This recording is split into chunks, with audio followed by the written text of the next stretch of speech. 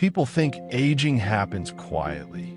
They imagine it like dust settling on an old bookshelf, slow, harmless, barely noticeable. But that's not how it really happens. Aging is more like a thief. It doesn't kick the door down. It slips in through an unlocked window while you're distracted, and every year it steals something small. Your balance, your patience, your memory of where you left the car keys. Most people don't even notice the robbery until half the house is empty. My name is Walter Hayes. I'm 94 years old, and I caught the thief years ago. That's why I'm still here, still walking these streets, still cooking my own breakfast every morning. My doctor says I'm an anomaly. My neighbors say I'm stubborn. My daughter says I'm impossible. Maybe they're all right. But here's the thing most people never understand about getting old. You don't lose your life all at once. You lose it inch by inch, decision by decision. And if you're not careful, you wake up one morning and realize someone else is living your life for you. Someone else decides when you wake up. Someone else decides what you eat. Someone else decides when the lights go out. That was almost me. 10 years ago, my children sat me down at the kitchen table. They had that look people wear when they've already made a decision for you. My son cleared his throat. My daughter wouldn't look me in the eye. We think it's time, they said. Time for what? Time for me to leave my house. Time for assisted living. Time for someone else to take care of me. They had brochures, bright smiling pictures of old men playing chess and women doing yoga on manicured lawns. But I've lived long enough to recognize a cage when I see one. A comfortable cage is still a cage. So I told them something they didn't expect. I said, give me 1 year. Just 1 year to prove I could still run my own life. If I failed, I'd go willingly. They agreed. I could see the relief on their faces. They thought the year would prove their point. They thought I'd fall, get sick, forget to pay my bills, burn the kitchen down. But they underestimated something. They underestimated preparation. You see, before I retired, I was a ship captain.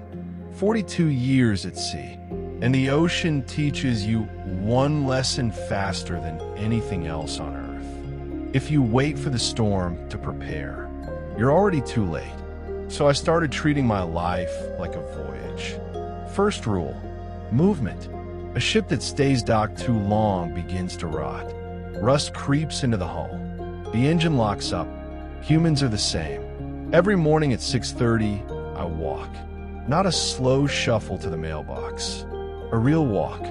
3 miles around the neighborhood.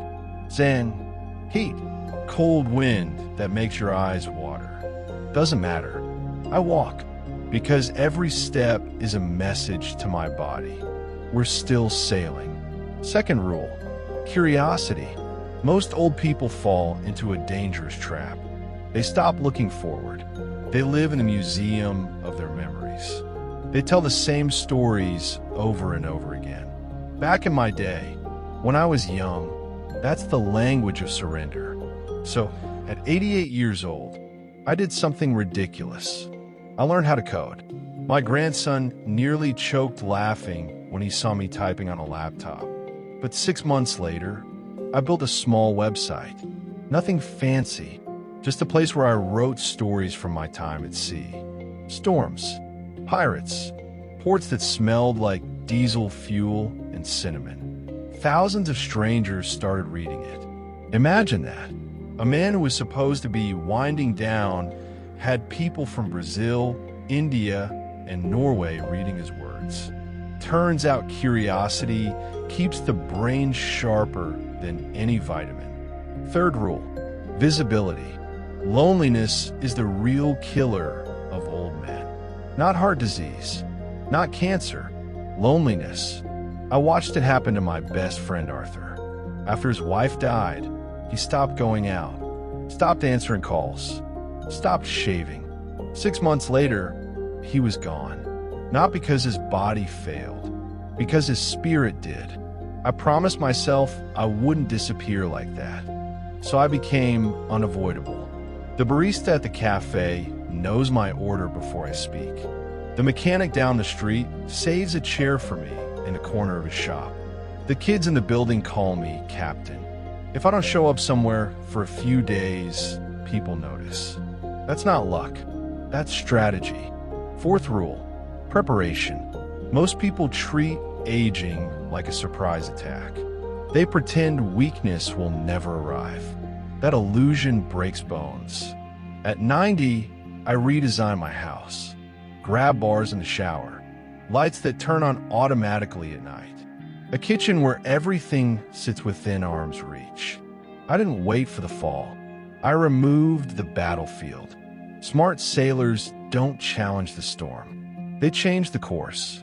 And then the year ended. My children came back. Same kitchen table.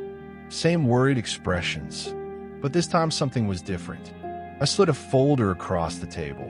Inside it were my finances, my medical directives, every instruction they would ever need. They stared at it, confused. I told them something they didn't expect. I'm not afraid of dying. That part of life doesn't scare me.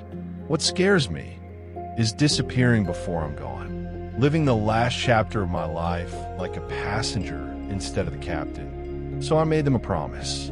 I said, the day I stop walking, the day I stop learning, the day I stop being curious about tomorrow, that's the day you can take my keys. They looked at me for a long time. Finally, my daughter smiled. You're not going anywhere, are you? I shook my head. Not today, not tomorrow, and hopefully not for a long while. Because here's the truth nobody tells you about growing old. Age isn't what removes you from the world. Withdrawal does. The moment you stop participating, the world quietly replaces you. But if you keep showing up, keep learning, keep making noise, life makes room for you. I'm 94 years old. Every morning, I still hear the city waking up outside my window. Garbage trucks, car horns, someone arguing about parking. It's messy, it's loud, it's alive, and so am I. So if you're listening to this, no matter how old you are, remember something important. Don't drift through your life like cargo. Take the wheel, adjust the sails, and sail the damn ship until the ocean itself tells you the journey is over.